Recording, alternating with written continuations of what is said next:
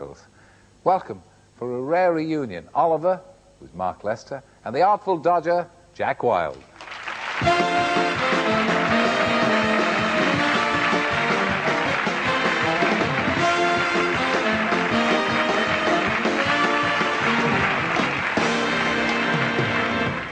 Well, I think if we have you in close-up, we'll see that you look not a great deal different from the Artful Dodger, but you look completely different from Oliver. Oh, thank you, Terry. He was in a different grow bag. Oh, was he? Yeah. Yeah. But I'm not saying you haven't grown. Well, no, I mean... I've done my best. Yeah. Do you still enjoy watching yourselves in Oliver? Yeah, it brings back a lot of happy memories. Do you watch it when it goes out? I mean, do you watch it every time it goes out? No, not every time. Yeah? No. How about you? I watch it every time it comes out. It's a film that I can really detach myself from it and watch over and over again. I love every minute of it. You're mad. Yeah? It hasn't plagued you then. Obviously you don't feel it was a typecasting or something that you could never top again. Well, it's one of those films, I suppose, that you can never really live down in a sense, but it's a shackle, I suppose, that has been good. I mean, it's brought me to see all the world. I've seen many, many places I never would have seen had it not been for that film. I travelled a lot, and Jack too, all around the world. What about you, Jack? Do you look upon it as in retrospect, as being a benefit? Oh yeah, I mean, same as with Mark. I wouldn't have seen the world had it not been for, you know, being fortunate enough to be able to play the part of the Artful Dodger. How old were you when you played that? I was 14, but originally I was on the London stage, but I wasn't tall enough to play the Dodger. Yeah. Are you still an Artful Dodger? I mean... Yeah, do you want your wallet back? It seemed to affect, one remembers Anthony Newley in the movie, and he's remained a kind of Artful Dodger, hasn't he? Do people still think of you in those terms? Oh, I think so. I think more so than as they would do with Mark. Yeah. Mm. What was the most memorable scene in it for you, Mark? What do you remember about making it? Well, there's several. I mean, Jack and I worked together on the picture for over a year. But I think the scene with Harry Seacombe, after I go up with the famous scene, I walk along the long aisle with the bowl, ask for more.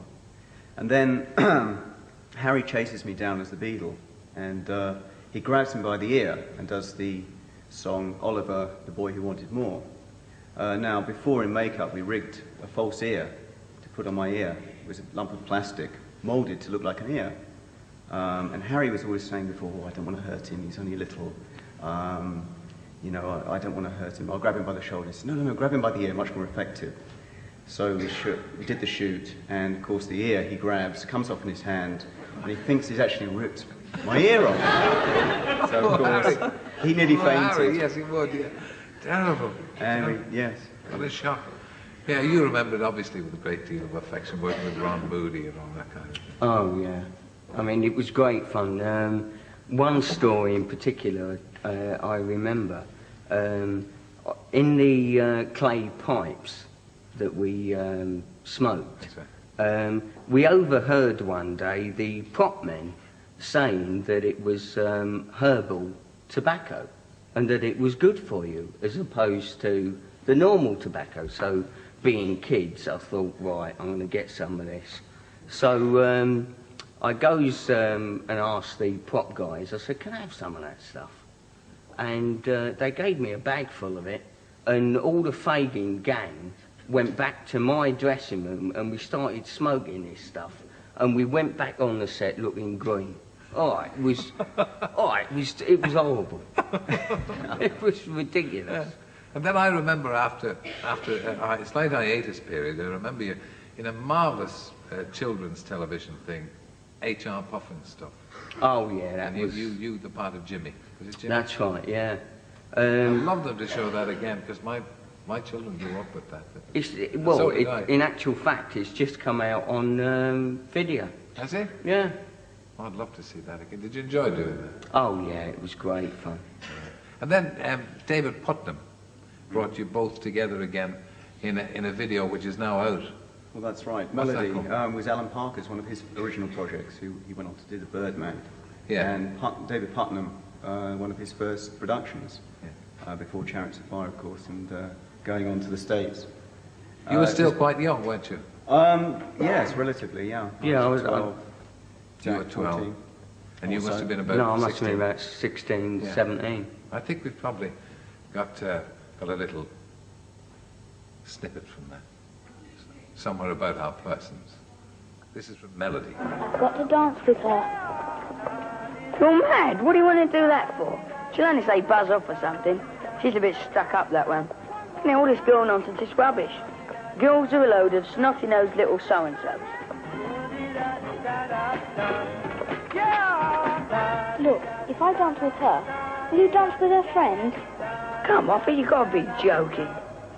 Come on, just this once.